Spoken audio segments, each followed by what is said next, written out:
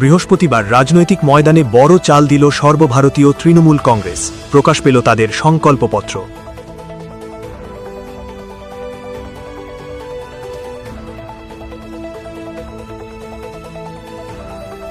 আর সেই পত্রেই স্পষ্ট বার্তা, বরাক উপত্যকা এবার শুধু প্রতিশ্রুতি নয়, চাই অধিকার। তৃণমূলের তরফে জানানো হয়েছে সমগ্র আসামের জন্য 10টি বড় প্রতিশ্রুতি আর বরাকের জন্য আলাদা করে 10টি বিশেষ অঙ্গীকার। সবচেয়ে চোখে পড়ার মতো দাবি বরাক উপত্যকায় গুয়াহাটি হাইকোর্টের বেঞ্চ স্থাপন। শুধু দাবি নয়, বিধানসভায় এই ইস্যুতে লড়াইয়ের হুঁশিয়ারি দিয়েছে তৃণমূল। এখানেই শেষ নয়, 100 ইউনিট ফ্রি বিদ্যুৎ, 1961 সালের ভাষা আন্দোলন ও কাছাড়ি রাজার ইতিহাস শিক্ষা বোর্ডে অন্তর্ভুক্তি, শিলচর রেল স্টেশনের নাম ভাষা শহীদ করার দাবি, শিল্পায়ন, বিশেষ করে 5 গ্রামে স্পেশাল ইকোনমিক জোন গড়ার পরিকল্পনা। রাজনৈতিকভাবে আরও বড় বার্তা, বরাককে 30টি বিধানসভা কেন্দ্র এবং 3টি লোকসভা আসনে উন্নীত করার দাবি। পাশাপাশি মিনি সচিবালয়কে পূর্ণ ক্ষমতা দেওয়া এবং বরাকের জন্য আলাদা বাজেট, এই দুই ইস্যুতেও সরব তৃণমূল। দল স্পষ্ট করে দিয়েছে, এটা শুধু উন্নয়নের লড়াই নয়, এটা অস্তিত্ব ও অধিকারের লড়াই। আদিবাসীদের এসসি স্ট্যাটাস দেওয়ার বিষয়েও তারা আগ্রহী।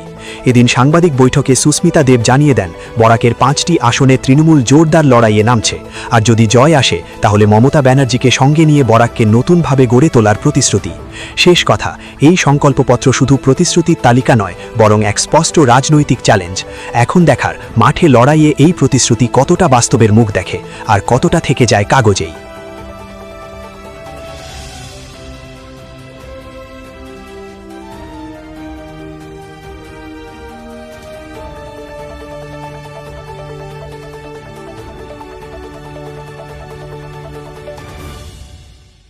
আজকে সর্বভারতীয় তৃণমূল কংগ্রেসের প্রতিজ্ঞা পত্র বলতে পারেন আমরা প্রকাশ্য করেছি। এটাতে সমস্ত আসামের জন্যে 10টা প্রতিশ্রুতি আছে এবং বরাক উপত্যকার জন্যে 10টা প্রতিশ্রুতি আছে। বরাক উপত্যকাতে হাইকোর্টের, গুয়াহাটি হাইকোর্টের একটা বেঞ্চের প্রতি আমরা প্রতিজ্ঞাবদ্ধ। আমাদের এমএলএরা এটা নিয়ে লড়াই করবে বিধানসভাতে। এছাড়া 100 unit free electricity economically weaker সেকশনকে দেওয়া হোক, লো ইনকাম গ্রুপকে দেওয়া হোক।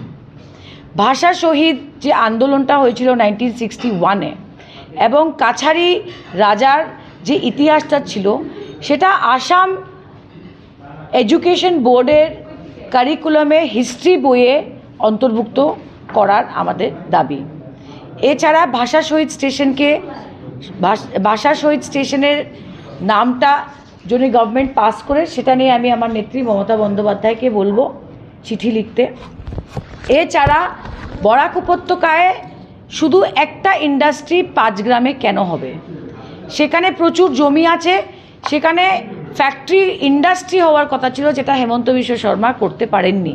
বিজেপি সরকার 10 বছরে করতে পারেননি। ওরা একটা সিমেন্টের ফ্যাক্টরি করেছে। আমরা চাইছি যে 5 গ্রামে যে কয়েক হাজার একর জমি আছে, সেখানে একটা স্পেশাল ইকোনমিক জোন হোক। এই প্রতিশ্রুতিটা বিজেপি 2016-তে দিয়েছিল যে স্পেশাল ইকোনমিক জোন হবে। যারই সরকার হোক, আমাদের দাবি থাকবে বরাক উপত্যকায় একটা স্পেশাল ইকোনমিক জোন হোক। বরাকে 30টা বিধানসভা সমষ্টি করতে হবে এবং 3টে লোকসভা সিট করতে হবে সেন্সাসের পরে, যখন ডিলিমিটেশন হবে।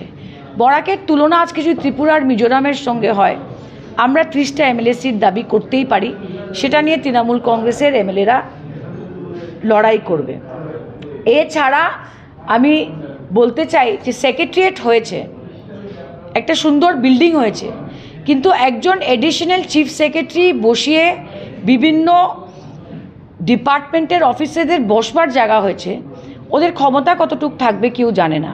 শুধু একটা বিল্ডিং করলাম আর রুমের বাইরে একটা বোর্ড লাগিয়ে দিলাম, we want complete devolution of funds, functions and functionaries.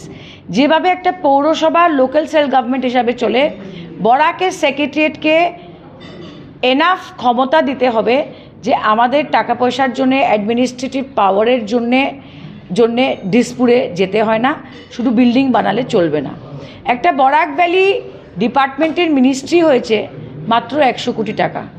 আমরা বরাক ভ্যালির জন্যে আলাদা বাজেট ডিমান্ড করব আমাদের বরাক উপত্যকার এমএলএরা যারা জিতে বিধানসভাতে বসবে, আমি আশা করছি যে এইগুলো দাবি নিয়ে আগামী দিনে আমরা বিধানসভাতে লড়াই করব বরাকের স্বার্থে, সমস্ত আসামের স্বার্থে। শর্টে বলছি যে আদিবাসীদেরও এসটি স্টেটাস দিতে আমরা আগ্রহী, যেটা মমতা বন্দ্যোপাধ্যায় ওয়েস্ট বেঙ্গলে দিয়েছে।